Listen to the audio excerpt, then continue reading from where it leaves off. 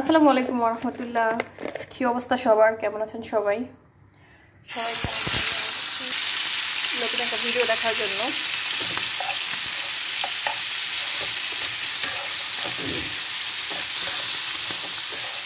আজকে হলো গিয়ে চিংড়ি মাছ রান্না করবো।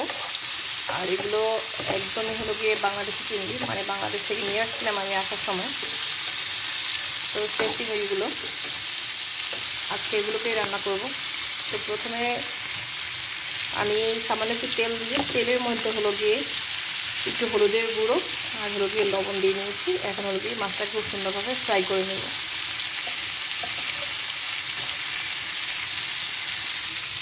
এখানে হলো গিয়ে ছানার জন্য ডাল বসিয়েছি,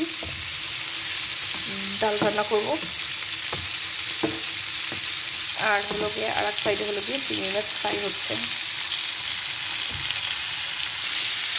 আমার একদমই চিংড়িগুলো ভেজে নেওয়া শেষ। এখন হলো গিয়ে আমি চিংড়িগুলোকে তুলে নিব।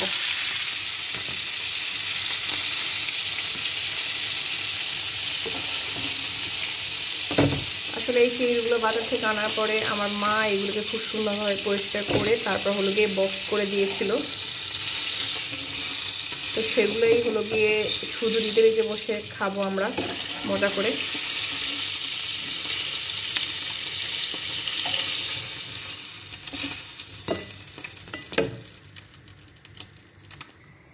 আমার মাছ ভাজার যে কড়াই তেলটা রয়েছে ওটার মধ্যেই হলো গিয়ে আমি পেঁয়াজ রসুন আর কাঁচামরিচটা দিয়ে দিলাম।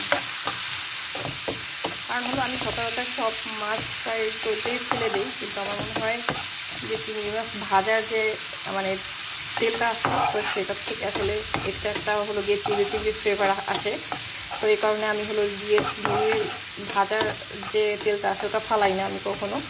তো সেটা দিয়ে আমি আজকে হলো গিয়ে রান্না করবো। আর এক্সট্রা আমি কিছু তেল অবশ্য দিয়ে দিয়েছি। পিসটা যখন একটু ভাজা হবে, আধা ভাজা হবে, দেন আমি এখন হলো গিয়ে এখানে হলুদের গুঁড়ো অ্যাড করে দেবো।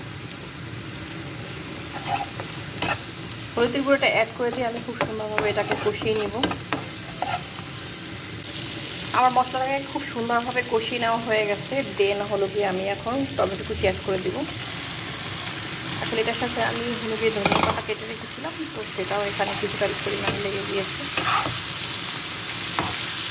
আজকে হলো গিয়ে আমি এই রান্নায় আসলে এক্সট্রা কোনো পানি ব্যবহার করব না।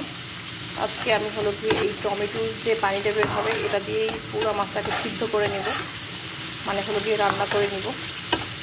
এখন আমি অপেক্ষা করব এই টমেটোটা একটু সামান্য পরিমাণে গলার জন্য। সামান্য পরিমাণ যখন গলে যাবে তখন হলো গিয়ে আমি এটার মধ্যে মাছটাকে অ্যাড করে দেবো। এই যে ভেজে রেখেছি যে চিংড়ি মাছটা, তো সেটাকে আমি এখানে অ্যাড করে দেবো। আমার টমেটোটা কিন্তু মোটামুটি একদমই গলে গেছে, মানে হলো গিয়ে 90% গলে গেছে। এখন হলো গিয়ে এই পর্যায়ে আমি এই যে ভেজে রাখা চিংড়িগুলোকে দিয়ে দেবো। কারণ আমি চিংড়িটা যেহেতু প্রপারভাবে ভেজে নিয়েছি, তো সেহেতু হলো গিয়ে এখন এই টমেটোর যে পানিটা আছে তো সেটা দিয়ে এই মাছটা কিন্তু খুব সুন্দরভাবে একদম সেদ্ধ হয়ে যাবে। আর হলো গিয়ে আমি এটা এখন একদম লো হিটে তারপর হলো গিয়ে ঢেকে রেখে দেবো।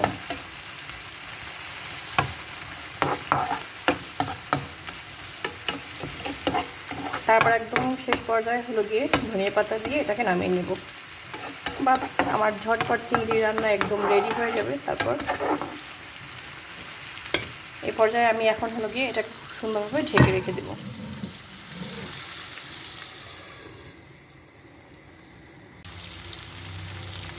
আমাদের চিংড়িটা কিন্তু একদমই ডান হয়ে গেছে। এখন হলো গিয়ে আমি ধনিয়া পাতা দিয়ে জাস্ট এটাকে নামিয়ে নেব।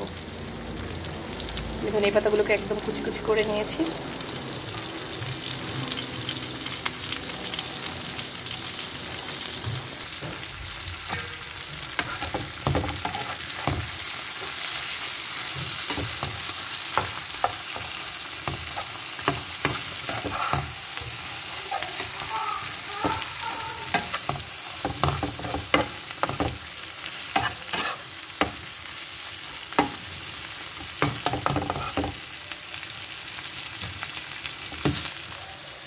এই যে খুবই অল্প সময়ে হয়ে গেল আমাদের মজাদার চিংড়ি রান্না।